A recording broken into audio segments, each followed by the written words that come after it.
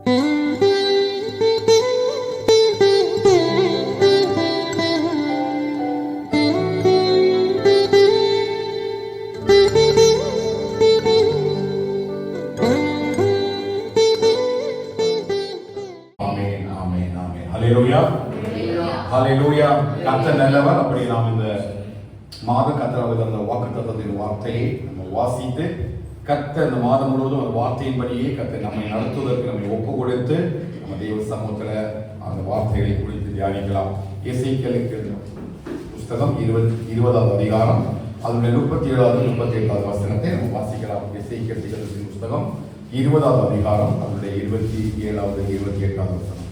நான் உங்களை கோலின் கீழ் செல்லும்படி செய்து உங்களை உடன்படிக்கையின் கட்டுக்குட்படுத்தி கலகக்காரரையும் துரோகிகளையும் உங்களை விட்டு பிரித்து போடுவேன். அவர்களை தாங்கள் தங்கள் தேசத்திலிருந்து புறப்பட பண்ணுவேன். ஆனாலும் அவர்கள் இஸ்ரவேல் தேசத்தில் பிரவேசிப்பதில்லை. அப்பொழுது நான் கர்த்தர் என்று அறிந்து கொள்வீர்கள். அப்பொழுது நான் கர்த்தர் என்று அறிந்து கொள்வீர்கள். அல்லேலூயா. அழகாக எசேக்கியேல் தீர்க்கதரிசியை வைத்து ஆண்டவர் இஸ்ரவேல் ஜனங்களுக்கு அவர்கள் கேபார் நதி அண்டையிலே சிறை கைதிகளாக கொண்டு போகப்பட்ட அந்த தேசத்துல கர்த்தர் அந்த இஸ்ரவேல் ஜனங்களுக்கு எசேக்கியேல் தீர்க்கதரிசியை வைத்து கொடுக்கிறதான ஒரு நல்ல ஒரு ஆசீர்வாதத்தின் வார்த்தை தான் இந்த 37வது 38வது வசனம். அல்லேலூயா. என்ன ஆசீர்வாதம் அப்படின்னு கேட்டீங்கன்னா அவரோட ஆவிக்குரிய வாழ்க்கைக்குரிய விடுதலையை குறித்து இந்த வசனம் இங்கே கொடுக்கப்பட்டிருக்கிறது. 37வது வசனத்துல வாசிக்கும் பொழுது நான் உங்களை கோலின் கீழ் செல்லும்படி செய்து உங்களை உடன்படிக்கையின் கட்டுக்கு உட்படுத்தி. 2 வார்த்தைகள் இங்கே கொடுக்கப்படுகிறது. ஒன்று, கோலின் கீழ் ஆண்டவர் இந்த ஜனங்கள் என்ன பண்ணலாம் செல்லும்படி செய்கிறார். இன்னொன்று, அவர்களை உடன்படிக்கைக்குரிய கட்டுக்கு உட்படுத்துகிறார். அல்லேலூயா. இவர்கள் அந்த கேபார் நதியண்டையிலேயே அவர்கள் சிறை கைதிகளாக தேவன் அவர்களை அந்த தேசத்துக்கு கொண்டு போகப்பட்டு அவர்கள் அங்கே சிறை கைதிகளாக பிணை கைதிகளாக வைக்கப்பட்டிருக்கிறார்கள். எசேக்கியேல் தீர்க்கதரிசி வைத்து இந்த ஜனங்கள் கேட்டாலும் கேட்காம போனாலும் நீ இந்த வார்த்தையை இந்த ஜனங்களுக்கு சொல்ல வேண்டும் என்று சொல்லி அவர் எழுதி கொடுத்திருக்கிறார். அந்த இரவு ஜெபத்திலே நாம் எசேக்கியேல் தீர்க்கதரிசியின் புஸ்தகம் 2வது அதிகாரத்தினுடைய அந்த 2-3 வசனங்களை வாசிக்கும் பொழுது யார் இவர் என்பதை குறித்து அங்கே தெளிவாக எழுதப்பட்டிருக்கிறது. நான் பின்னாடி வருவேன். இந்த 2 வார்த்தையை நம்மளுக்கு காண்பித்து விட்டு இந்த கோலின் கீழ் எதற்காக தேவன் தம்முடைய ஜனங்களை கொண்டு போக விரும்புகிறார், எதற்காக இந்த உடன்படிக்கைக்கு நம்மளை உட்படுத்துகிறார், 2 காரியம் நமக்கு நிச்சயமாக தெரிந்திருக்க வேண்டும். ஏனென்று சொன்னால் அவருடைய சிறையில் இருந்து கர்த்தரை விடுதலையாக்கி இஸ்ரவேல் என்கிற ஒரே தேசமாக கர்த்தர் மாற்றப் போகிறார். அதற்காகத்தான் இந்த ஜனங்களை என்ன செய்ய சொல்கிறார், ஒரு கோலின் கீழே கொண்டு வருவோம். எசேக்கியேல் 37வது அதிகாரத்துக்கு என்ன வந்து என்று சொன்னால் இந்த கோலை குறித்தும் இந்த உடன்படிக்கையை குறித்தும் அழகாக இங்கே எழுதப்பட்டிருக்கிற காரியத்தை பார்க்க முடியும். 37வது அதிகாரம் 15வது வசனத்தை வாசிக்கிறேன், கவனிக்கணும். ஏன்னா கடைசி நாட்களில் இஸ்ரவேல் தேசத்துக்கு நமக்கு தெரியும் 38 39வது அதிகாரத்தின் படிதான் கடைசி காலத்துல ஒரு முடிவு தேசத்துக்கு சம்பவிக்க போகிறது. அப்படியானால் 37வது அதிகாரம் அதனுடைய அஸ்திபாரம், இஸ்ரவேல் தேசத்தினுடைய அஸ்திபாரம், இஸ்ரவேல் தேசத்துக்கு கர்த்தர் செய்ய போகிற சில காரியங்களை இந்த யுத்தங்கள் எல்லாம் துவங்குவதற்கு முன்பதாக உலகத்துக்கு ஒரு முடிவை உருவாக்குவதற்கு முன்பதாக தம்முடைய ஜனமாகிய இஸ்ரவேலுக்கு என்று சொல்லி கர்த்தர் ஒரு பெரிய சமாதானத்தை உண்டு பண்ணுகிறார். என்ன சமாதானம் என்றால் அந்த கலகக்காரரையும் துரோகிகளையும் தேசத்திலிருந்து மாற்றிவிட்டு கர்த்தர் அங்கே ஒரு சமாதான உடன்படிக்கையை முதலாவது இஸ்ரவேல் தேசத்துக்குள் ஏற்படுத்துவார். சொல்ல புரியுதா? சிறை கைதிகளாக கொண்டு போகப்பட்ட இடத்துல, அடிமைகளாக கொண்டு போகப்பட்ட இடத்துல இப்ப 2 விதமான கோலிங் இருக்கிறது. நம்ம எல்லாருக்கும் தெரியும். வேதத்தின்படி யூதா கோத்திரமும் இஸ்ரவேல் கோத்திரமும் தனியாக பிரிக்கப்படுகிறது. யூதா கோத்திரத்தில் 2 கோத்திரம் வருகிறது. ஒன்று யூதா கோத்திரம், இன்னொன்று பென்யமீன் கோத்திரம். மற்ற 10 கோத்திரங்கள் சேர்ந்து இஸ்ரவேல் கோத்திரமாக மாறப்பட்டிருக்கிறது. இவர்கள் எல்லாரும் அடிமைகளாக ஒரு இடத்துல இருக்கும் பொழுது இப்ப இந்த இஸ்ரவேல் தேசத்துக்குள்ள தேவன் யாக்கோபின் சந்ததி என்று சொல்லி ஒரு சந்ததியை தான் உருவாக்குகிறாரே தவிர கோத்திரங்களாக அவர் அங்கு உருவாக்கவில்லை. அதற்காக தான் ஆண்டவர் சொல்கிறார், கடைசியில் அவர் செய்ய போகிற காரியத்தை தேசத்துல கர்த்தர் செய்ய போற ஒரு காரியத்தினுடைய முன்னோட்டமாக தான் இதை எழுதி வைக்கிறார். என்ன எழுதி வைக்கிறார்னா, நான் உங்களை எல்லாம் ஒரு கோலின் கீழ் கொண்டு வர போகிறேன், உங்களெல்லாம் ஒரு உடன்படிக்கையின் கீழ் நான் உங்களை கொண்டு வர போகிறேன் என்கிறதான ஒரு காரியத்தை கர்த்தர் இங்கே சொல்கிறார். இப்ப வாசிக்கலாம் 37வது அதிகாரம் 15வது வசனம். பின்னும் கர்த்தருடைய வார்த்தை எனக்கு உண்டாகி அவர் மனுபுத்திரனே மனுபுத்திரனே, நீ ஒரு கோலை எடுத்து Bluetooth ஒரு கோலை disconnected. எடுத்து Bluetooth pairing. இஸ்ரவேல் புத்திரருக்கும் அடுத்தது என்று எழுதி, ம். பின்பு வேறொரு கோலை எடுத்து அதிலே எப்பிராயீமுக்கும் அதை சேர்ந்த இஸ்ரவேல் வம்சத்தார் அனைவருக்கும் அடுத்த யோசேப்பின் கோல் என்று எழுதி. இப்ப 2 கோத்திரத்தாங்க இருக்கிறாங்க இல்லையா? இப்ப கோல் எத்தனை கோல் இருக்குது? 2 கோல் இருக்குது. ஆனா ஆண்டவர் சொல்றாரு, நான் உங்களை எல்லாம் ஒரு கோலின் கீழ் கொண்டு வர போகிறேன். அது 34 வருஷம் சொல்லுது, நான் உங்களை கோலின் கீழே வரும்படி செய்து. அப்ப ஒரு கோலின் கீழே கொண்டு வரணும். இப்ப எத்தனை கோலிங் இருக்குது? 2 கோல் இருக்குது. எதெல்லாம்? யூதா கோத்திரம் இருக்குது, இஸ்ரவேல் கோத்திரமும் இருக்குது. 2 கோத்திரத்தை சேர்த்து தேவன் இஸ்ரவேல் என்கிற ஒரு தேசத்தை அவர் மேம்படுத்தி அந்த தேசத்தை ஒரு உடன்படிக்கைக்கு உள்ளாக உருவாக்க விரும்புகிறார். அப்படிப்பட்ட உடன்படிக்கைக்குள்ள நம்ம வரும்பொழுது அங்க யார் இருக்க மாட்டாங்கன்னு கேட்டீங்கன்னா, அந்த இஸ்ரவேலுக்கு விரோதமாக எழுப்பினதான துரோகிகளையும் கலகக்காரர்களையும் அவரிடத்திலிருந்து அனுப்பிவிட்டு சமாதானத்தின் உடன்படிக்கை இஸ்ரவேல் தேசத்தோடு ஏற்படுத்த போகிறார். கர்த்தர் உங்களை ஒரு கோலின் கீழ் ஆளுகைக்குள்ள கொண்டு வரும்பொழுது அப்படின்னா அவர் நம்முடைய மேய்ப்பராக இருக்கிறார். நாம் ஒருபொழுதும் தாட்சி அடையவில்லை. உமது கோலும் உமது தடியும் என்னை தேற்றும். இப்ப நாம எல்லாம் யாரு? ஆடுகள். ஒரு மேய்ப்பதற்கு கீழே இருக்கக்கூடிய ஆடுகள். இப்ப சிதறி இருக்கிற ஆடுகளை எல்லாம், இந்த உலகத்துல சிதறி இருக்கிற எல்லா ஜனங்களையும் ஆடுகளையும் கர்த்தர் இப்ப எதை செய்ய போறார்னா ஒரு கோலின் கீழ் கொண்டு வர போகிறார். அது என்ன கோல் அப்படின்னா பரலோகத்துக்குரியதான ஆவிக்குரிய இஸ்ரவேல் என்ற கோல். ஆனா வேதம் சொல்கிறது சீஷர்கள் அல்லது பரிசுத்தவான்கள் தூதர்கள் எல்லாம் உலகம் எங்கும் இருக்கிற தம்முடைய ஜனங்களை ஓரிடத்திலே கூட்டி சேர்ப்பார்கள். ஒரு ஜனமாக சேர்க்கப்படும். இந்த சந்ததியை அவர் கர்த்தர் அவருக்கு ஏற்படுத்தி இருக்கிறார். இந்த சந்ததி அவருடைய துதியை சொல்லி வரும். அதற்கான நேரமும் காலமும் ஆயத்தமாக்கப்பட்டுள்ளது. தேசமே உன் கர்த்தரை சந்திக்க நீ ஆயத்தப்படு. இப்ப கோலை எல்லாம் எப்படி பண்றாரு? இப்ப நிறைய கோல் இருக்குது. இப்ப எல்லாத்தையும் எடுத்து தேவன் இந்த இடத்துல சொல்றது போல இப்ப யூதா கோத்திரத்துக்கு ஒரு கோலை வச்சுக்க, இஸ்ரவேல் கோத்திரத்துக்கு ஒரு கோலை வச்சு 17 வசனம் சொல்ல பாருங்க, அவைகளை ஒரே கோலாகும்படி ஒன்றோடு ஒன்று இசையசை, அவைகள் உன் கையில் ஒன்றாகும். இப்ப ஆண்டவர் பிரிக்க போறாரு, தேசத்தை பிரிக்க போறாரு, ஜனங்களை பிரிக்க போறாரு. ஹல்லேலூயா. எப்படின்னா பரிசுத்தம் உள்ளதற்கும் பரிசுத்தம் இல்லாததற்கும் ஒரு வித்தியாசத்தை கதை காண்பிக்க போறார். அவர் எப்படி பிரிக்கிறாரு? பரிசுத்தம் உள்ளதற்கும் பரிசுத்தம் இல்லாததற்கும் ஒரு வித்தியாசத்தை உருவாக்கி இவ கோத்திரங்களின் படி அல்ல, யாக்கோபினுடைய சந்ததியை தாவீதின் குமாரனாகிய கிறிஸ்துவுக்கு உள்ளாக ஒரே கோலின் கீழ் பரலோக ஆளுகை கீழே கர்த்தரை கொண்டு வர போகிறார். சந்தோஷமா இருக்குது. நீங்கள் நான் எங்க போக போறோம்? பரலோகத்தினுடைய ஆளுகைக்கு கீழே கொண்டு வர போறோம். இனி நம்ம எல்லாரும் யாருன்னா தேவனுடைய ஒரே நகரத்தாரோ தேவனுடைய ஒரே வீட்டாரமா இருக்க போறோம். நம்முடைய வாழ்க்கையில துரோகிகளும் கலகக்காரரும் மத்திய இருக்கவே மாட்டாங்க. வேலை பார்க்கிற இடங்களில நம்ம எல்லா வாழ்க்கையிலையும் நமக்கு விரோதமாக எழும்புகிற அநேக கலகக்காரர்கள் உண்டு, அநேக துரோகிகள் உண்டு. யாருன்னு கேட்டீங்கன்னா இஸ்ரவேல் வீட்டார் தான். நாம் சரித்திரம் படிக்கும் போது தெரியும், இஸ்ரவேல் தேசத்தில் கொண்டு வருவதற்காக மோசே தம்முடைய ஜனங்களை எகிப்து தேசத்திலிருந்து வழிநடத்தி வரும்பொழுது இந்த ஜனங்கள் வனாந்திரத்தின் பாதையில மோசேயுடைய தலைமையின் கீழ் ஒரே ஆளுகையின் கீழ் அந்த ஜனங்கள் வராங்க. செங்கடலுடைய நடக்க பண்றாரு, வனாந்திரத்தில் அப்பம் கிடைக்குது, பரலோகத்தின் மன்னாவை புசிய கொடுக்கிறாரு. ஆனா தண்ணீர் இல்லாமல் வந்த பொழுது இவர்கள் இந்த ஜனங்கள் மோசேக்கு விரோதமாக கலகம் பண்ணினார்கள். இந்த ஜாதிகள் யாரு?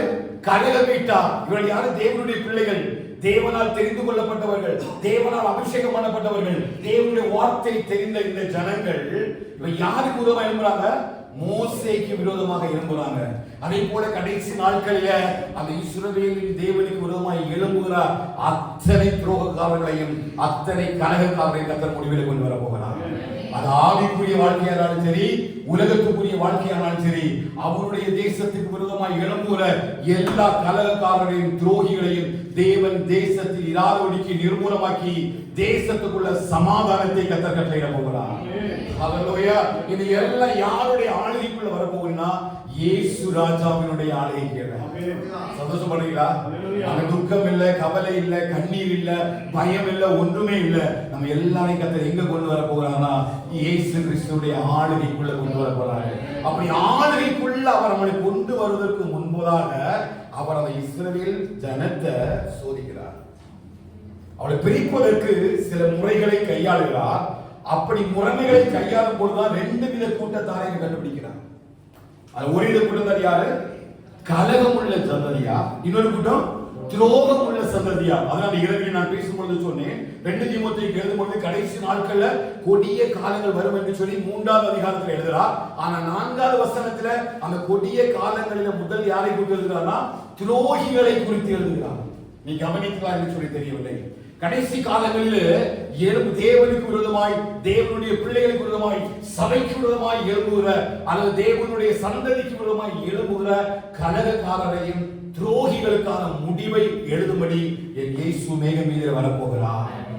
அல்லேலூயா. நான் சொல்ற புரியுது அவங்களுக்கு இல்லையா? கடைசி நாட்கள்ல கலகக்காரரை, யார் கலகக்காரர்கள்? மோசேக்கு விரோதமாக எழும்பி யாரெல்லாம் அவரை வழிநடத்தி வந்த மோசேக்கு எதிராக கலகத்தையும் துரோகத்தையும் உண்டு பண்ணினார்களோ இவர்கள் அவருக்கு எழும்பின கலகக்காரர்கள். அந்த ஜனங்களை வழிநடத்தி வரும்பொழுது எல்லா பாதைகளிலும் அவர் எந்த பொருளையும் பெற்றுக் கொள்ளாமல் இருந்த பொழுது, ஆசீர்வாதத்தை சுதந்திரிக்காத பொழுது, நன்மைகளை சுதந்திரிக்காத பொழுது, மோசேயினுடைய தலைமையின் கீழ் வந்தவர்கள் மோசேயை கல்லறிவதற்கு அளவு கூட அவர்கள் துணிந்து விட்டார்கள். தேவனை குறித்து சொல்லும் பொழுது இவெல்லாம் கலகமுள்ள சந்ததியார் என்று சொல்கிறார். அதைதான் எசேக்கியேல் தீர்க்கதரிசி சொல்றார். ஆண்டவரே, கடைசி நாட்கள்ல நான் இஸ்ரவேல் தேசத்துக்காக நான் இறங்க போறேன். இவ தேசத்தை நான் எப்படி கொண்டு வர போறேன்னா சமாதானத்தின் உடன்படிக்கையோடு கூட ஒரே ஆளுகைக்குள்ள நான் கொண்டு வர போறேன். ஒரே ஆளுகைக்குள்ள கொண்டு வர போறேன். அப்போ இயேசுவினுடைய ஆளுகைக்குள்ள எல்லாம் நம்மை கொண்டு வரும்படி கர்த்தர் இந்த நாட்கள்ல கர்த்தர் நம்மை அழைக்கிறார். இந்த அக்டோபர் மாதத்துல நம்முடைய ஆளுகை யாருடைய ஆளுகைக்குள்ள வரப்போகுதுன்னு கேட்டீங்கன்னா ஆண்டவராகிய இயேசு கிறிஸ்துவுடைய ஆளுகைக்கு கீழே வரப்போகுது. அப்படி இந்த ஆளுகைக்கு கீழே வரணும் அப்படின்னா நீங்க கோலின் வழியாக செல்லும்படியாகவும் அந்த உடன்படிக்கையின் கட்டுக்கு உட்படவும் நாம் செயல்படுத்தப்படும் பொழுது நம்மளை முழுவதுமா நம்மளை ஸ்கேன் பண்ணிட்டு அது ஒரு தேசத்தை அவர் உருவாக்குறார். 37வது வசனத்தின்படி நம்மளை கோலின்படி என்ன செய்யறார்? வாசிங்க. 37வது வசனம் கோலின்படி செல்லும்படி செய்து 20வது அதிகாரம் 37. அப்படியே கவனிங்க. என்ன சொல்றாரு ஆண்டவர்? யார கோலின் கீழ் கொண்டு வர சொல்றாரு? இந்த இஸ்ரவேல் முழு ஜனத்தையும் ஒரு கோலின் கீழ் வர சொல்றாரு. இப்ப கோலின் கீழ் வந்து நெக்ஸ்ட் சொல்றாரு, உங்களை உடன்படிக்கையின் கட்டுக்கு உட்படுத்தி. இப்ப ஃபுல் ஸ்கேனிங் நடக்குது. எங்கெல்லாம் கோலின் கீழவும் இந்த உடன்படிக்கைக்கு உள்ளாகவும் ஒரு கட்டுக்கு உட்படுத்தி முழுவதுமாக இந்த இஸ்ரவேல் ஜனத்தை அவர் என்ன பண்றாரு? ஸ்கேன் பண்றாரு. எதற்காக? இந்த கூட்டத்தில் இருக்கிற வெள்ளாடுகளையும் செம்மறி ஆடுகளையும் கர்த்தர் பிடிக்க போகிறார். ஹல்லேலூயா.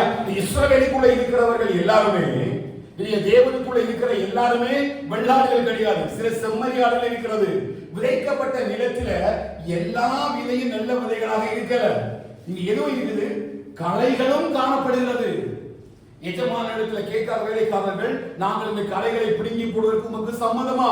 ஆனா எஜமான் என்ன சொல்றாரு? இல்ல, இரண்டையும் வளர விடுங்கள்.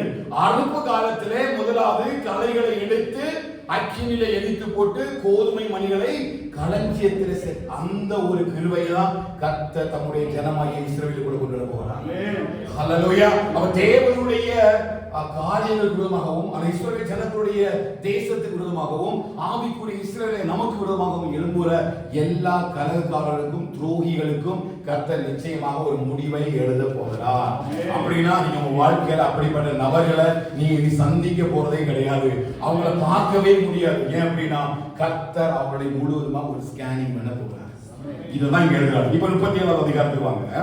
18வது வசனம் வாசிங்க. 37வது அதிகாரம் 18வது வசனம். அறிவிக்க மாட்டீரோ என்று உன் ஜனத்தின் புத்திரர் உன்னிடத்தில் கேட்டால் நீ அவர்களை நோக்கி கர்த்தராகிய ஆண்டவர் உரைக்கிறது என்னவென்றால், இதோ எப்ராயிமுக்கும் அதை சேர்ந்த இஸ்ரவேல் கோத்திரங்களுக்கும் அடுத்த யோசேப்பின் கோலை எடுத்து அதை யூதாவின் கோலோடே சேர்த்து அவைகளை ஒரே கோலாக்குவேன். அவைகள் என் கையில் ஒன்றாகும். அவைகள் என் கையில் ஒன்றாகும். யாரு கையில? தேவனுடைய கையில ஒன்றாக போகுது. இப்ப நமக்கு எல்லாம் தெரியும், சரித்திரத்தின்படி இஸ்ரவேல் தேசம் இன்னைக்கு ஒன்றாக இல்லை. இயேசு கிறிஸ்துவை விசுவாசிக்கிற அநேக பேர் இல்லை. அவங்க பிரமாணத்தின்படி வாழ்கிற அநேகம் இருக்கிறார்கள். ஆண்டவராகிய இயேசு கிறிஸ்துவுக்கு எதிராக வாழ்கிற நிறைய இருக்கிறார்கள். இப்ப தேசத்துல என்ன இல்லைன்னு கேட்டீங்கன்னா ஒருமைப்பாடு அங்க இல்லை. ஆண்டவராகிய இயேசு கிறிஸ்துவை இதுவரை விசுவாசிக்காத ஜனங்கள் இருக்கிறாங்க. ஆனா வேத வசனத்தின்படி கடைசி நாட்களில இஸ்ரவேல் தேசத்தை ஆண்டவருடைய ஆளுகைக்குள்ள கொண்டு வருவதற்கு முன்பதாக அவர் தம்முடைய கோலின் கீழ் கொண்டு வருவார். அப்படின்னா அவருடைய ஆளுகைக்குள்ள கொண்டு வருவார். இன்னைக்கு அநேக ஜாதிகளும் ஜனங்களும் அந்த தேசத்தை ஆளுகை செய்வதற்கு என்ன செய்வார்கள்? எச்சரித்துக் கொண்டிருக்கிறார்கள். அந்த தேசத்தை எடுத்துக் கொள்வதற்கு எச்சரித்துக் கொண்டிருக்கிறார்கள். எப்படி நாம் ரட்சிக்கப்பட்டு ஞானஸ்நானம் பெற்று அபிஷேகம் பண்ணப்பட்ட பிறகு சத்துரு நம்மளை எந்த அளவுக்கு போராடுறான், பரிசுத்தத்திலிருந்து விலக்கும்படி எந்த அளவுக்கு போராடுறான்? ஆண்டவருக்கு கொடுக்கப்பட்ட அந்த இருதயத்தை, ஆண்டவருக்கு கொடுக்கப்பட்ட அந்த வாழ்க்கையை, ஆண்டவருக்காக வாழும்படி பிரதிஷ்டை பண்ணப்பட்ட இந்த சரீரத்தை, பரிசுத்தமா வாழும்படி செய்யப்பட்ட அந்த சரீரத்தை ஒவ்வொரு நாளும் சில ஆசைகளை காட்டி, இச்சைகளை காட்டி, சூழ்நிலைகளை மாற்றி எப்படியாகிலும் இந்த இருதயத்தில் அவனும் ஆளுகை செய்ய வேண்டும் என்று சொல்லி சுற்றி திரிகிறான். வேதவசனம் சொல்வது போல எவனை விழுங்கலாமோ என்று சொல்லி வகை தேடி சுற்றி திரிகிற அந்த கர்ச்சிக்கிற சிங்கத்தை போல சுற்றி திரிகிறது போல அந்த இஸ்ரவேல் தேசத்தையும் அவன் ஆளுகை செய்யும்படி, வேத வசனத்தை புறம்பாக்கும்படி சில தேசங்களை எழும்ப பண்ணி, அதிகார பிரபுக்களை எழும்ப பண்ணி, சில ராஜ்யத்தின் தலைவர்களை எழும்ப பண்ணி எப்படியாயும் தேசத்தை சூறையாடி விடலாம் என்று சொல்லி இருக்கிற அத்தனை கலகக்காரருக்கும் துரோகிகளுக்கும் கர்த்தர் சொல்லுகிற ஒரே ஒரு காரியம், கர்த்தர் தம்முடைய ஜனத்தை ஆளுகைக்கு கொண்டு வர போகிறார். நிச்சயமாய் அது இந்த மாசம் நடக்கும். நாம் அதை காண போகிறோம். இஸ்ரவேல் தேசம் முழுவதையும் கர்த்தர் தம்முடைய ஜனத்தின் கொண்டு வருவார். ஏன் அவர் சீக்கிரமாய் வரப்போகிறார். அவர் வருவதற்கு முன்பதாக அந்த தேசத்தை தமக்காக ஆயத்தப்படுத்துகிறார். தமக்காக அந்த தேசத்தை உருவாக்குகிறார். பறந்து காக்கிற பட்சியை போல பாதுகாக்கிறார். இந்த ஜனங்கள், கலகக்காரர்கள், துரோகிகள் இந்த தேசத்துக்கு எழும்பி யாருடைய தேவன், யார்களை காப்பாற்றக்கூடும், யார்களுக்கு ஆதரவாக இருப்பார்கள், எங்களுக்கு நன்மை காண்பிக்கிறவன் யார் என்று சொல்லி எங்களை குறித்து சொல்லுகிற அநேக பேர், ஆனால் அவருடைய முகத்தின் ஒளியை எங்கள் மேல் பிரகாசிக்கப்படும் என்று சொல்லி தாவீது ஜெபிக்கிறார். அப்படிப்பட்ட ஒரு சோதனைக்குள்ளாய் தேசம் போய் கொண்டே இருக்கிறது. ஆனால் கர்த்தர் சொல்கிறார், இன்னைக்கு அவர் தேசத்தை அவருடைய ஆளுகைக்கு கீழே கொண்டு வருவார். ஹல்லேலூயா. அவர்களுக்கு விரோதமாய் எழும்புகிற கலகக்காரரும் துரோகிகளும் சங்கரிக்கப்படுவார்கள். ஹல்லேலூயா. அந்த தேசத்துக்கு உள்ளாகவே இங்க வாசிக்கும் பொழுது இஸ்ரவேலுடைய ஜனங்களுடைய புறஜாதிகளை குறித்து இங்க சொல்லல. இந்த கேபார் நதி எல்லையில அங்க சிறை கைதிகளாக இருக்கப்பட்டுகிற இந்த இஸ்ரவேல் ஜனங்களுக்குள்ள இருக்கிற கலகக்காரை துரோகிகளை பற்றி தான் பேசுறாரு. அப்ப முதலாவது கர்த்தர் தேசத்தை பரிசுத்தப்படுத்துவார், தேசத்தை சுத்தப்படுத்த விரும்புகிறார். முதலாவது நம்மளை என்ன செய்வார்? சுத்தப்படுத்துவார். எப்படி சுத்தப்படுத்துவாரா? உடன்படிக்கை ஒன்று எழுதியிருக்கிறார் இல்லையா? அவன் 26வது வசனத்தை வாசிங்க, 37 26 வாசிங்க. நான் அவர்களோடு கூட சமாதான உடன்படிக்கை, யாரு கூட? இஸ்ரவேல் தேசத்தோடு கூட. இந்த இஸ்ரவேலின் சமாதானத்துக்காக வேண்டிக் கொள்ளுங்கள் எல்லாம் வேதவசனம் இருக்குது. அப்ப இஸ்ரவேலினுடைய கூட ஒரு புதிய உடன்படிக்கை கர்த்தர் ஏற்படுத்த போறார். சமாதானத்தின் உடன்படிக்கை. இதை யார் ஏற்படுத்துகிறார்? கர்த்தர் தம்முடைய ஜனத்துக்காக ஒரு உடன்படிக்கை ஏற்படும். அதான் சொல்ற, ஒரு போலிங்கிலும் உடன்படிக்கையின் கட்டுக்கும் உட்படுத்துகிறார். இதை யார் செய்கிறார்? நானே தேவனாகிய கர்த்தர். இது வேற யாரும் செய்ய முடியாது. யாரால செய்ய முடியும்? நான் கர்த்தர், நான் தான் செய்ய முடியும். அந்த ஜனத்துக்கு மாத்திரமல்ல, இதை கேட்கிற நமக்கும் இதே காரியம் தான். ஆவிக்குரிய இஸ்ரவேலராய் ஆண்டவரை சந்திக்கும்படி ஆயத்தமாகி கொண்டிருக்கிற நம்முடைய வாழ்க்கையிலையும் கர்த்தர் சொல்ற காரியம் என்னன்னா, நம்மை மறுபடியும் கர்த்தர் ஒரு கோலின் கீழே கொண்டு வந்து உடன்படிக்கையை கட்டுக்குட்படுத்தி நம்மை சுற்றி இருக்கிற துரோகிகளையும் அப்படிப்பட்ட கலகக்காரை நம்மளை விட்டு பிடுங்கி கர்த்தர் நம்மோடு கூட ஒரு சமாதானத்தின் உடன்படிக்கையை இந்த மாதங்களிலே கர்த்தர் செய்வார். ஹல்லேலூயா. சில உடன்படிக்கையின் சமாதானத்தின் உடன்படிக்கையை கர்த்தர் நம்மோடு கூட செய்ய விரும்புகிறார். ஏன் அப்படின்னா, இன்னைக்கு அநேக காரியங்கள் நமக்கு என்ன இல்ல? சமாதானம் இல்லை. வேதம் சொல்வது, உலகம் கொடுக்கக்கூடாத ஒரு சமாதானத்தை நான் உங்களுக்கு வைத்து போகிறேன். அப்ப கர்த்தர் சமாதானத்தை தந்திருக்கிறார். அந்த சமாதானம் உலகத்திலிருந்து கிடைக்கிற சமாதானம் அல்ல, தேவனிடத்திலிருந்து கிடைக்கிற சமாதானம். இந்த சமாதானம் எப்படி வரும்? உங்களுடைய வேதத்தை நேசிக்கிறவர்களுக்கு மிகுந்த சமாதானம் உண்டு. அந்த சமாதானத்தை எப்படி வச்சிருக்கிறாரு? வார்த்தையினால நமக்குள்ள வச்சிருக்கிறாரு. யாரெல்லாம் வேதத்தை நேசிக்கிறாங்களோ அவங்களுக்கு தான் அந்த மிகுந்த சமாதானத்தை கர்த்தர் உள்ள வைக்கிறார். ஹல்லேலூயா. துரோகங்களும் கலகங்களும் எழுப்பி ஒருவேளை ஒரு ஆசீர்வாதத்தை தடை செய்திருக்கலாம், உங்களோட வாழ்க்கையை கீழே கொண்டு வந்திருக்கலாம். நீ வேலை பார்க்க இடங்களில் நீங்க மேல எழும்பக்கூடாதபடி உங்களை சுற்றிலும் சில கலகக்காரர்கள் கலகம் செய்து கொண்டிருக்கலாம். சில துரோகங்கள் உங்களுக்கு தெரியாமலே பின்னாடி பேசப்பட்டு கொண்டிருக்கலாம். உங்களுக்கு தெரிந்தவர்கள், உங்க கூட பழகினவர்கள், உங்க கூட இருக்கிற சில கலகக்காரர்களும் துரோகிகளும் உங்களுக்குள்ளமாய் எழும்பி பின்னாடியே சுத்தி பேசி நடந்து கொண்டிருக்கலாம். ஆனா கர்த்தர் இவை எல்லாவற்றையும் முடிவிலே கொண்டு நிறுத்தி உங்களுக்கு ஒரு சமாதானத்தின் உடன்படிக்கையை கர்த்தர் உங்களுக்கு மாதங்களிலே பிரதிஷ்டை செய்கிறார். ஹalleluya. நீங்களும் உங்கள் குடும்பமும் சமாதானத்தோடு கூட வாழ்ந்திருக்கும்படி ஒரு சமாதானத்தின் உடன்படிக்கையை கர்த்தர் உங்களுக்கு கூட ஏற்படுத்துகிறார். இனி கலகக்காரரை தேடி நாம் காணாதிருப்போம், துரோகிகளை தேடி நம்ம காணாதிருப்போம். நமக்குள்ளமா எந்த நாவும் அசையாது, நமக்குள்ளமா எழும்புற எந்த ஆயுதமும் வாய்க்காதே போகும். உங்கள் குடும்பத்துக்குள்ளமா எழும்புற எந்த ஆயுதமும் வாய்க்காதே போகும். கர்த்தர் உங்களை உங்கள் பிள்ளைகளையும் வர்த்திக்க பண்ணி ஆசீர்வதித்து சமாதானத்தின் உடன்படிக்கையினால கர்த்தர் உங்களை பெருக பண்ணுவார். ஹalleluya. இந்த மாசம் நீங்க செய்ய போற அநேக காரியங்களில சமாதானம் உங்களுக்கு உண்டாயிருக்கும். நான் சமாதானத்தின் உடன்படிக்கைகள் கூட ஏற்படுத்துகிற விஷயம். சப்தர் சில பேரை எழுப்பி விட்டு நமக்கு ஒரு சின்ன பிரச்சனையை உருவாக்கி விடுறோம். என்னுடைய பேரை கெடுக்கும்படியாக, நம்முடைய ஊழியர்களுடைய பேரை கெடுக்கும்படியாக, இல்ல வேற ஏதோ வேறு சில இடங்களில் நம்முடைய பேரை கெடுக்கும்படியாக, வேற எனக்கு ஒரு ஆசோத்தை கெடுக்கும்படியாக சில பேரை எப்படியாவது சத்துரு எழுப்பி நமக்கு பின்னாடி பேசிட்டே இருப்பாங்க. நம்ம ஒரு உயர்வு கிடைக்கும் நேரத்துல அது கிடைக்க செய்யாது. வேற ஒரு மாற்றம் கிடைக்கும் எதிர்பார்த்திருப்போம், வேற யாரும் அதை சொல்லி கெடுத்து போயிருப்பாங்க. அவைகளை எல்லாம் கத்து உடைக்க போகிறார். அவைகள் எல்லாம் கத்து உடைக்க போகிறார். உன் வேலையில் இருக்கிறதா மாற்றத்தை கத்து ஏற்படுத்த போகிறார். எதை விரும்பி இந்த மாசம் கேட்கிறீங்களோ அந்த காரியத்துல கர்த்தர் ஒரு சமாதானத்தை உண்டு பண்றார். உன் பிள்ளை குறித்து அழுது கொண்டிருக்கிற காரியத்துல கர்த்தர் ஒரு சமாதானத்தை உண்டு பண்றார். கர்த்தருடைய சமூகத்தோட இதயத்தை நீ ஊற்றி விடும் பொழுது ஒரு பெரிய சமாதானத்தை கர்த்தர் ஏற்படுத்துகிறார். உன் பிள்ளை கர்த்தர் ஆசீர்வதிக்கிறார். நிச்சயமா உன் பிள்ளையுடைய சமாதானம் பெரிதா இருக்கும். உன் பிள்ளைகள் கர்த்தரால் போதிக்கப்பட்டிருப்பார்களாக, உன் பிள்ளைகள் வாழ்ந்து சுயித்திருப்பார்களாக. கர்த்தருடைய ஆசீர்வாதமும் சமாதானமும் உன் பிள்ளைகளை சூழ்ந்து கொண்டிருக்கும். இயேசுவின் நாமத்தில் சுதந்தரித்துக் கொள்ளுங்கள்.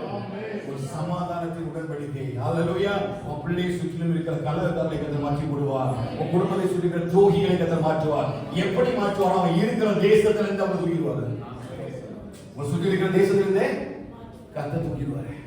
ஏன் அப்படின்னா அவர் நம்மை கோலின் நீளும் புதிய உடன்படிக்கையின் மேலும் ஆளுகை செய்ய போகிறார். ஹalleluya. இந்த ஆளுகைக்குள்ள இருக்கிற இந்த இஸ்ரவேல் ஜனங்கள் பயத்தோட இருக்கிறாங்க. சில பேர் ஆண்டவரை ஆராதிக்கிறாங்க, சில பேர் ஆண்டவரை விட்டு விலகி போயிட்டாங்க. ஆண்டவர் மறுபடியும் இஸ்ரவேல் என்கிறதான ஒரு சமாதானத்தின் உடன்படிக்கை கர்த்தர் ஏற்படுத்த விரும்புகிறார். ஒரு பரிசுத்த சந்ததியை, ஒரு பரிசுத்த ஜாதியை, ஒரு பரிசுத்த கிருபையை கர்த்தர் உருவாக்கி கொண்டிருக்கிறார். தேசங்கள் முழுவதும் ஒவ்வொரு இடங்களிலும் ஒவ்வொரு சபைகளிலும் கர்த்தர் பரிசுத்தத்தை கட்டளையிட்டுக் கொண்டிருக்கிறார். பரிசுத்தம் உள்ள சந்ததியை கர்த்தர் ஏற்படுத்திக் கொண்டிருக்கிறார். ஒரு இளவன ஜனம் உருவாக்கப்பட்டுக் கொண்டிருக்கிறது. இளவன ஜனம் எப்படி உருவாக்கப்படுதுன்னா அந்த கோலின் கீழும் உடன்படிக்கையின் கட்டுகளுக்கு உட்படுத்தப்பட்டு கர்த்தர் அப்படிப்பட்ட சமாதானத்தின் உடன்படிக்கைகளை கர்த்தர் தேசங்களில் எழுப்பப்படுகிறார். சத்தமுடாக சொல்லுவாரா? ஹalleluya, ஹalleluya. அததான் எசேக்கியேல் எழுதுறார். ரெண்டு காரியம் எழுதுறார். ஒண்ணு என்ன அப்படின்னா அவருடைய கோல் ஒரே கோலாக மாறும்போது இப்ப நம்ம யாருடைய ஆளுகை இருக்கிறோம்?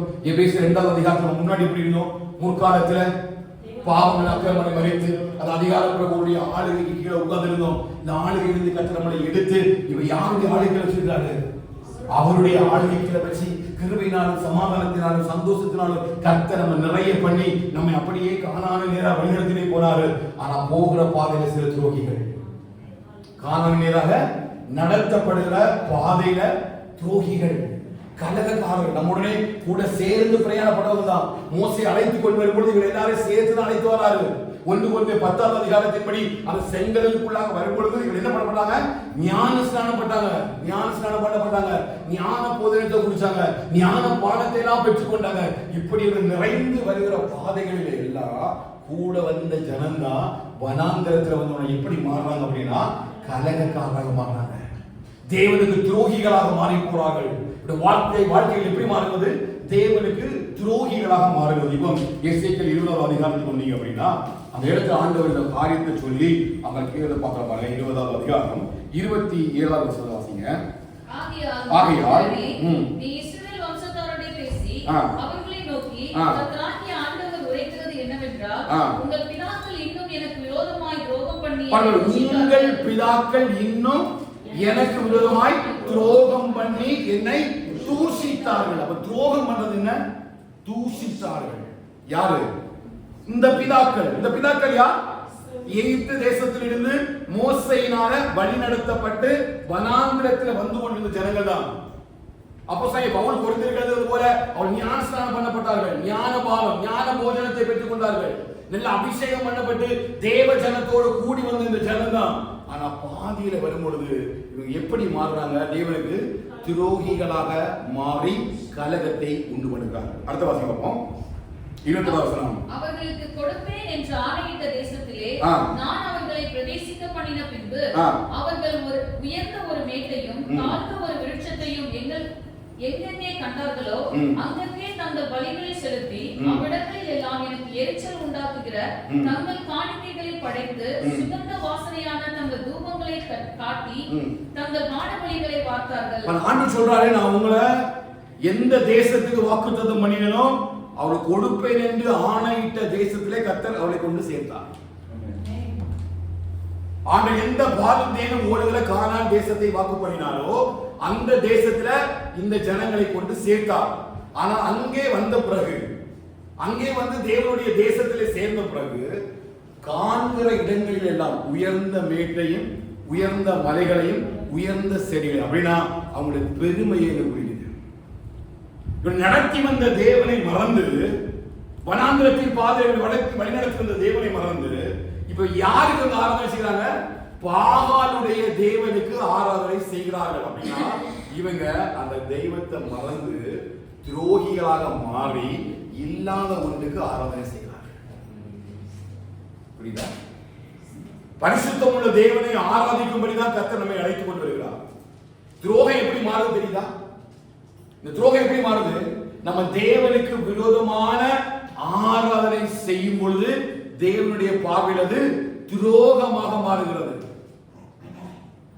கடந்த வாரத்தில் பார்த்தோம், நம்முடைய சரீரங்களை பரிசுத்தமும் தேவனுக்கு பிரியமுமான ஜீவ பலியாக ஒப்பு கொடுப்பதுதான் அந்த புத்தி உள்ள ஆராதனை என்று சொல்லி வாசித்தோம்.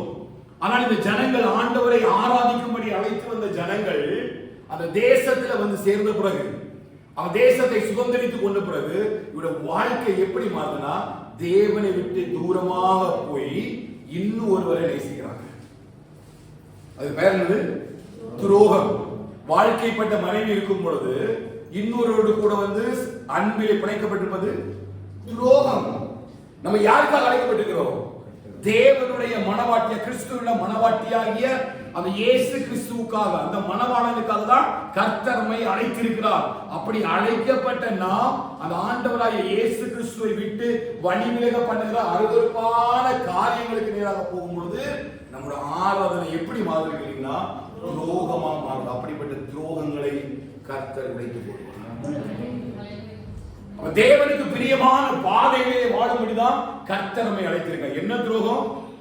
ஏற்கனவே சொல்றது போல, அந்த கடைசி நாட்களில் கொடிய காலங்கள் வரும் என்று சொல்ல அந்த கிரிகளை ஒரு துரோகம், துரோகிகள். அதான் வேதம் சொல்றது. எப்படி துரோகிகளாய் மாறி போவார்கள்? தன்னை அழைத்து வந்த, தன்னை நடத்தி வந்த, தன்னை ஆசீர்வதித்த தேவனை விட்டு விட்டு வேறொருவருக்கு ஆராதனை செய்வது. தன் வாயினால ஆராதனை இருக்குது, ஆனா தன்னுடைய இருதயம் எய்த்தில் இருக்குது. வாயினால நல்ல புகழ்ச்சியா பேசுறாங்க, ஆனந்த மகிழ்ச்சியோட பாடி சத்தத்தோட பாடி ஆண்டவரை எல்லாம் ஆராதனை செய்றாங்க. யாரு? இந்த முற்பிதாக்கள். எசேக்கியேல் தீர்க்கதரிசி வைத்து இந்த துரோகிகள் யார் என்பதை ஆண்டவர் அவர்களுக்கு அடையாளம் காட்டி கொடுக்கிறார். எசேக்கியேல் 2வது அதிகாரம் படிக்கும்போது அவர் சொல்றார், இந்த ஜனங்கள் கேட்டாலும் கேட்காவிட்டாலும் சரி, நீ கண்டிப்பா இந்த வார்த்தைகளை சொல்ல வேண்டும். என்ன சொல்ல வேண்டும்? உங்க முற்பிதாக்களை போல நீங்களும் என்னுடைய சமூகத்தில் துரோகிகளாக இருக்கிறீர்கள். பழைய பாட்டு ஃபுல்லாமே ஆண்டு சொல்லு, உன்னை நடத்தி வந்த உன் தேவனாகிய கர்த்தர் நானே, நான் பரிசுத்தராய் இருப்பது போல நீங்களும் பரிசுத்தராய் இருங்கள். நீங்கள் பரிசுத்தராய் இருக்கும்படிதான் நான் உங்களை மற்ற ஜனங்களிடத்திலிருந்து பிரித்து எடுத்தேன். இவ்வளவு குற்றச்சாட்டை முற்பிதாக்களுக்குள் வைக்கிறாரு. சரி, முற்பிதாக்கள் தான் அப்படி போனாங்கன்னு பார்த்தா, அவைகளை பின்பற்றுகிற நீங்களும் இப்படிப்பட்ட துரோகிகளாய் வாழாதீர்கள். ஜனங்கள் அப்படி பாயிண்ட் அவுட் பண்றாரு, ஸ்ட்ராங்கா பேசுறாரு. ஏன் அப்படின்னா, இந்த 37வது அதிகாரத்தை முடிக்கும் பொழுது அங்க இஸ்ரவேல் தேசத்தில் ஒரு சமாதானம் உண்டாகும். இஸ்ரவேல் தேசத்தில் ஒரு சமாதான உடன்படிக்கை வரும் பொழுது மற்ற தேசம் 38வது அதிகாரத்தில் கொடுக்கப்பட்டிருக்கிற மேசை என்கிறதான, தூபால் என்கிறதான அந்த ரஷ்ய தேசம் இதை இஸ்ரவேல் தேசத்துக்கு விதமாக எழும்ப ஆரம்பிக்கும். அது சீக்கிரமாய் நடக்கும். அது நடப்பதற்கு முன்பதாக இஸ்ரவேல் தேசத்துல கர்த்தர் ஒரு ஆளுகைக்கு கீழே கொண்டு வந்து ஒரு சமாதானத்தின் உடன்படிக்கையை அவர் பண்ணுறார். என்ன சமாதானத்தின் உடன்படிக்கைனா, அவரோட முற்பிதாக்களுடைய காரியங்களை அவருக்கு காண்பித்து கொடுக்கிறார். ஹல்லேலூயா. அங்க நல்ல ஒரு ஜஸ்டிஃபைட் ஒரு ஜட்ஜ்மெண்ட் அங்க நடக்க போகுது. என்ன ஜட்ஜ்மெண்ட்னா, தேவன் தம்முடைய ஜனங்களுக்கு மட்டும் அந்த தேசத்தை ஏற்படுத்துகிறார். இனி இந்த தேசத்துல வேற யாருக்கும் பங்கும் பாத்திரமும் கிடையாது. ஒருவேளை நீ யூதனா இருக்கலாம், நீ ஒருவேளை வேற யாரா இருக்கலாம், நீ அந்த தேசத்துல இருக்கிறதுனால உனக்கு பங்கும் பாத்திரம் கிடையாது. இந்த தேசத்துல கர்த்தருடைய ஆளுகைக்குள்ள நீ வரணும்னா நீ யாரா இருக்கணும்னு பார்த்தானா இந்த 2 கேரக்டரும் உனக்கு இருக்கணும்.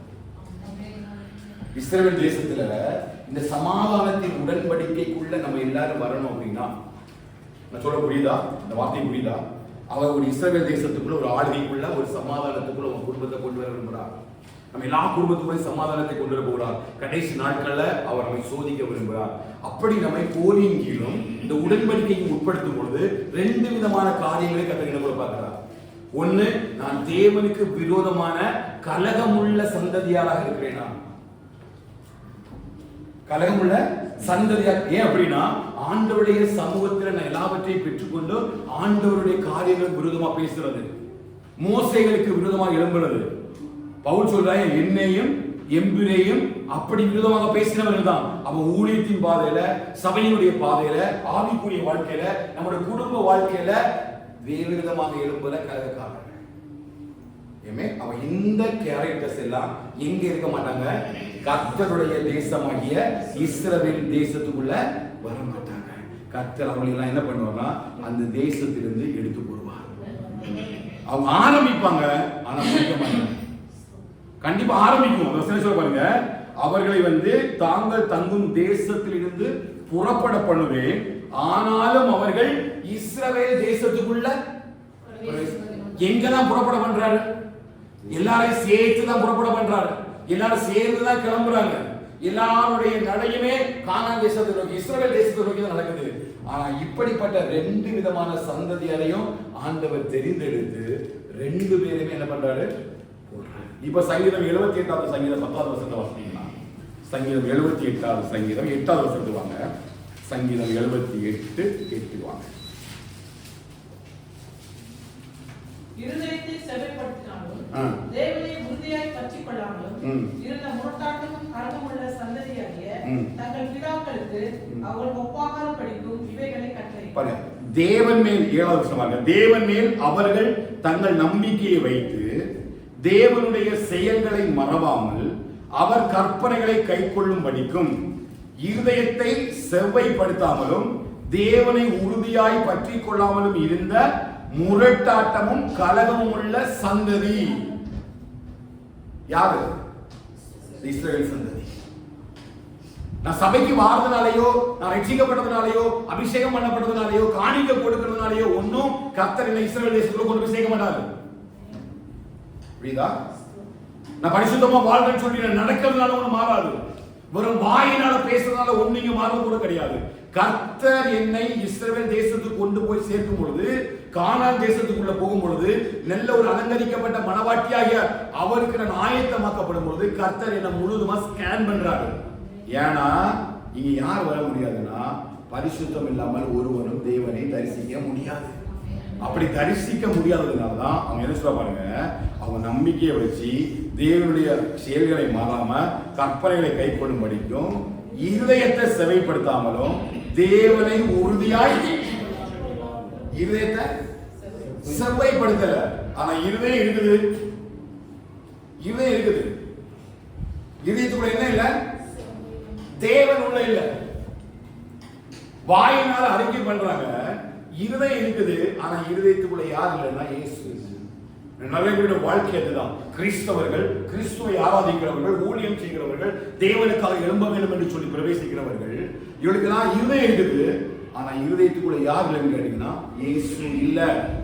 அவர் நம்மை ஸ்கேன் செய்து பார்க்கும் பொழுது நம்மளோட வாயினாலதான் நம்ம ஆராதிக்கிறோமே தவிர நம்முடைய இருதயம் எல்லாம் அவரை விட்டு விலகி போகிறது.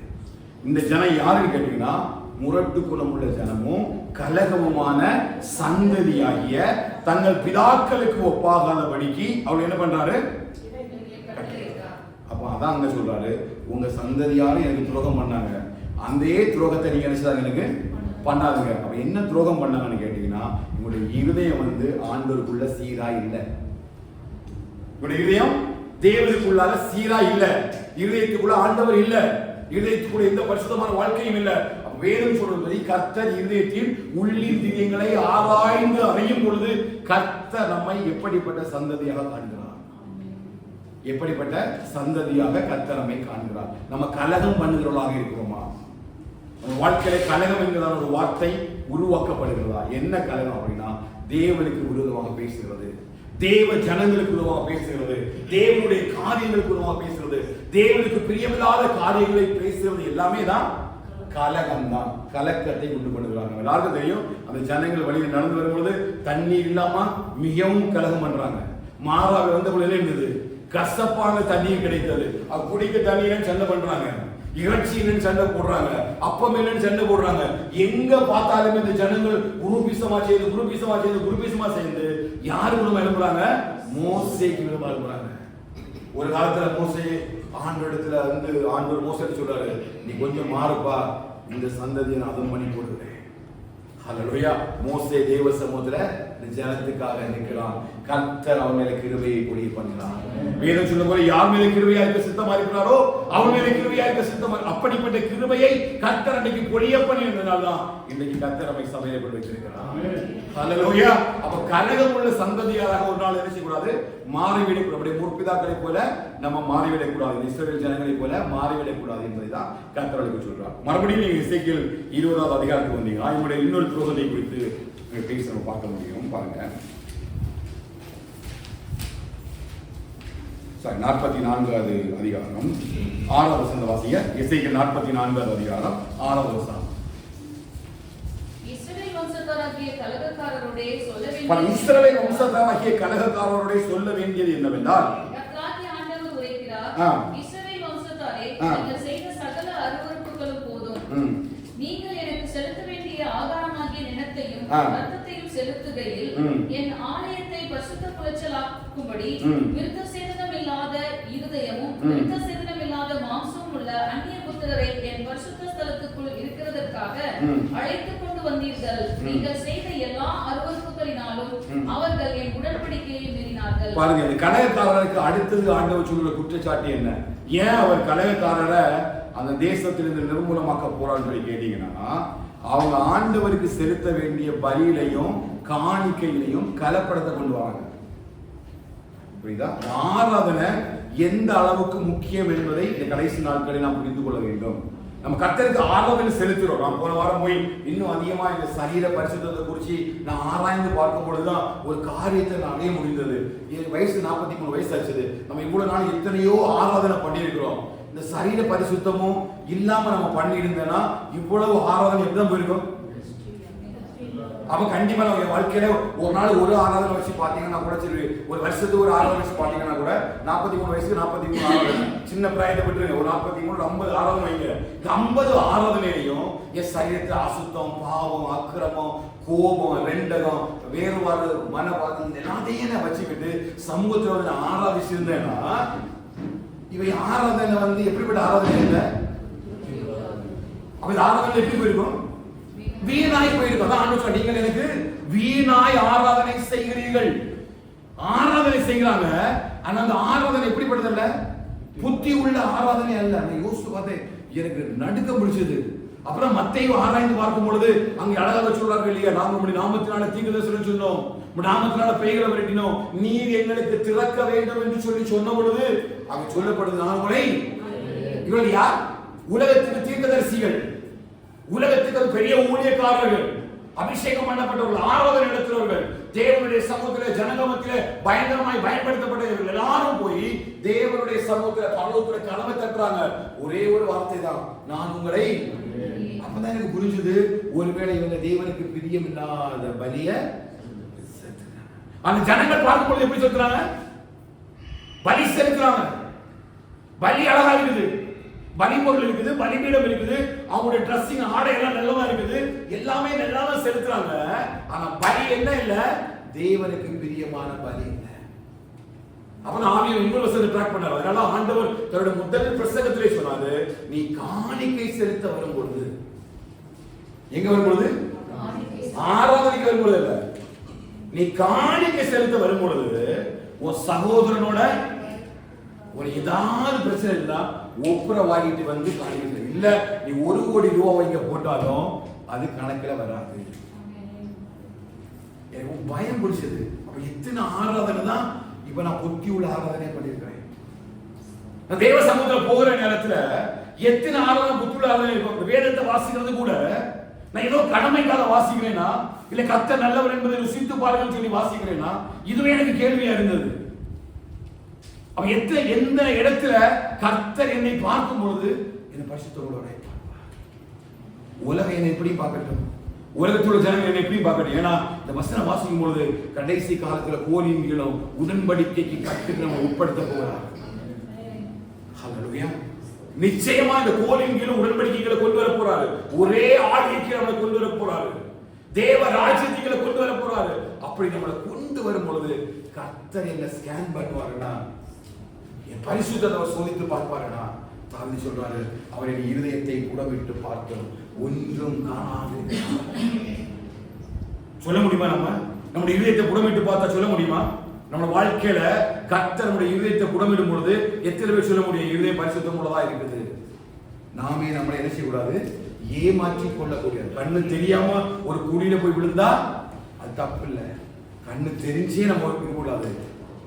நம்ம வேலைக்கு போறோம், அவ்வளவு சரீரம் பலவீனப்படுது, இருந்தாலும் எவ்வளவு நேரம் நம்ம ஒதுக்கி தேவனுடைய சமூகத்துல வார்த்தைக்காக ஆராதனைக்காக செலவிடுறோம் இல்லையா? இந்த செலவிடப்படுதல கர்த்தர் பார்க்க ஒரு நிமிஷம் ஜெபித்தாலும் நீ சரீரத்தை பரிசுத்தமா வச்சுக்க.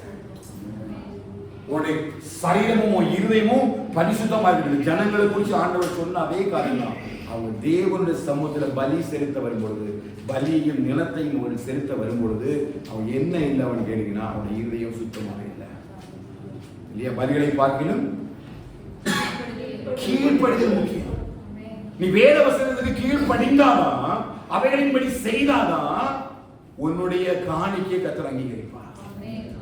நீ அல்லனா அமெரிக்கருடைய அவ்வளவு ஆடு மாடுகளை திரளான ஆடு மாடுகளை கொண்டு வந்து பலிபீடத்துல வச்சு நல்ல துண்டு துண்டா பலி செலுத்தினாலும் இந்த பலி யாருக்கு பிரியமா இல்லைன்னா தேவனுக்கு பிரியமா இல்ல. நீங்க செலுத்துற பலியிலே கர்த்தர் பிரியமா இருக்கிறாரா? உடைய இருதயம் தேவனுக்கு முன்பாக உத்தமமா இருக்கிறதா? உத்தம இதயத்தோடு கூட நான் அவரை தொழுது கொள்வேன். அவனை குடும்பத்தில் பார்த்தோம், யோசுவா எப்படி தொழுது கொண்டார்? நான் என் வீட்டார் வந்தால் கர்த்தரை சேவிப்போம். உத்தம இதயத்தோடு கூட. கசப்பு, வைராக்கியம், இருமனம், ரெண்டகம், மாறுபாடுள்ள இதயம் வைக்கவே வைக்காது. தேவனுடைய பிள்ளைக்கு உகந்தது அல்ல, உகந்தது அல்ல. மன்னிக்கிற குணம் இல்லைன்னா வேற ஒண்ணும் இருக்காது. மன்னிக்கிற குணம் இருந்தா மட்டும்தான் கர்த்தரை அங்கீகரிக்கிறார். ஹல்லேலூயா. அதை இருதயத்துல கர்த்தர் தேடுகிறார். அதை இருதயத்துல கர்த்தர் யாரு வேணாலும் என்ன பேசட்டும், யாரு வேணாலும் என்ன வேணாலும் செய்யட்டும், ஆனா நான் ஒவ்வொரு நாளும் தெய்வ சமூகத்தில் இருக்கிறவன். அது என்ன இருக்குதா? நான் ஆராதிக்கிறவன், நான் தேவ சமூகத்தில் இருக்கிறவன், நான் தினமும் வேத வாசிக்கிறேன். அசுத்தத்தையும் இருதயத்துல கசப்பையும் வைராக்கியத்தையும் கோபத்தையும் வச்சுட்டு இதை ஒண்ணுமே செயல்படுத்த முடியாது. ஏன் அப்படின்னா இந்த வைராக்கியமும் கசப்பும் உனக்குள்ள வந்துச்சு அப்படின்னா உன்னை தெரியாமலே துரோகம் அங்கே செயல்பட ஆரம்பிக்கும். அழகா யாக்கோபு எழுதுறாரு பாருங்க. யாக்கோபு நிருபத்தை வாசிட்டீங்கன்னா யாக்கோபு 3வது அதிகாரம் நினைக்கிறேன் 14வது வசனத்தை வாசிங்க. யாக்கோபு 3:14 வாசிங்க.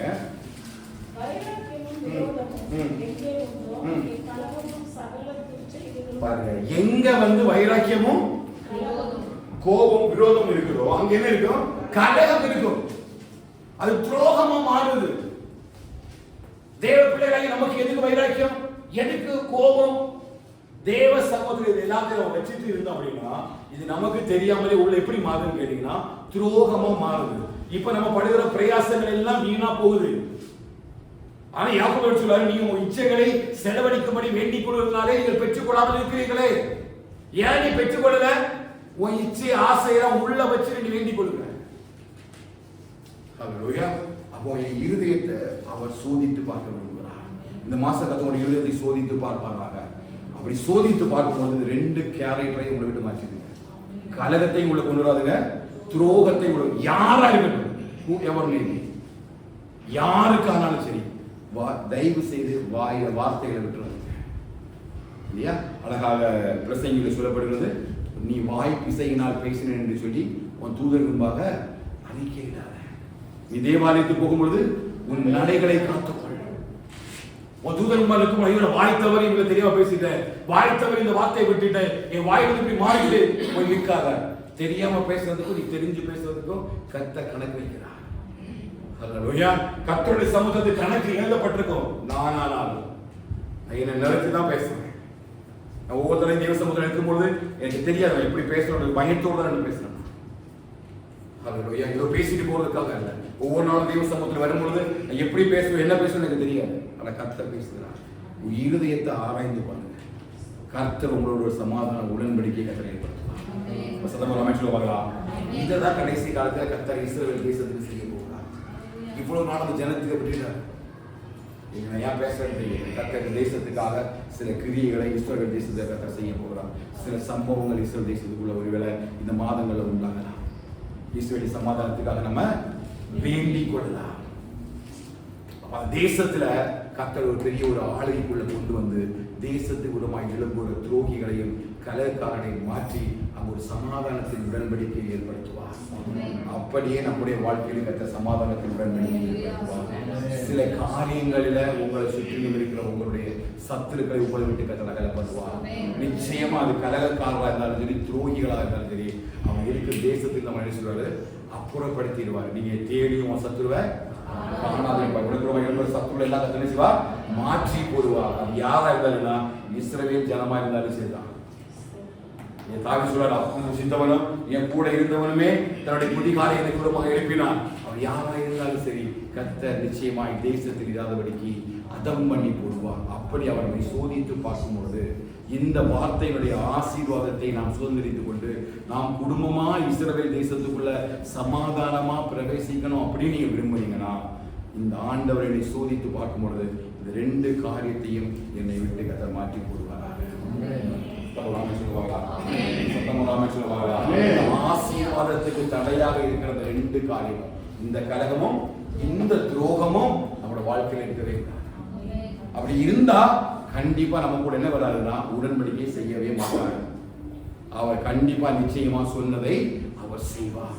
அப்படிப்பட்ட கிருபையை கர்த்தர் இந்த மாதங்களில உங்க குடும்பங்களை பெருக பண்ணுவாராம். நான் அவருடைய வேலையில நான் பேசுறேன். உங்க வேலையில் இருக்கிற கலக்கம் மாறும், உங்க வேலையில் இருக்கிற துரோகங்கள் எல்லாம் மாறும். நீங்க சமாதானமா இருக்கிற இடத்துல சமாதானத்தின் உடன்படிக்கையில் வேலை செய்வதற்கான கிருபைகளை கர்த்தர் உங்களுக்கு தருவாராக. உங்க அலைச்சல்கள் யாவையும் கர்த்தர் மாற்றி போடுகிறார். சமாதானத்தின் உடன்படிக்கை உங்களுக்கு ஏற்படுத்துகிறார். துரோகிகளை தேடியும் காணாதிருப்பீங்க, கலகக்காரர்களை தேடி நீங்க காணாதிருப்பீங்க, சத்துருக்களை தேடி நீங்க காணாதிருப்பீங்க. உங்களுடைய சந்தோஷம் சமாதானமும் பெரிதா இருக்கும், உங்க பிள்ளைகளுடைய சந்தோஷமும் சமாதானமும் பெரிதா இருக்கும். கர்த்தரால் ஆஸ்வதிக்கப்பட்ட சந்ததியாக இந்த மாசம் நீங்க மாறுவீங்க.